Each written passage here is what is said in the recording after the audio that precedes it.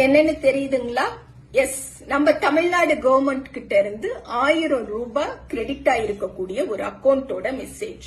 என் பின்னாடி இருக்கக்கூடியது லதா. என்னுடைய கடையில 10,000 ரூபாய் சம்பளத்துக்கு வேலை பாக்குறாங்க. கடையில அவங்க பாக்குற வேலைக்கு நான் சம்பளம் கொடுத்துறேன். ஆனா இந்த கடைக்கு வர்றதுக்கு முன்னாடி காலையில 5 மணில இருந்து 10 மணி வரைக்கும், இரவு 8 மணில இருந்து திரும்ப நைட்டு 10 மணி வரைக்கும் கடுமையான வேலைகள்.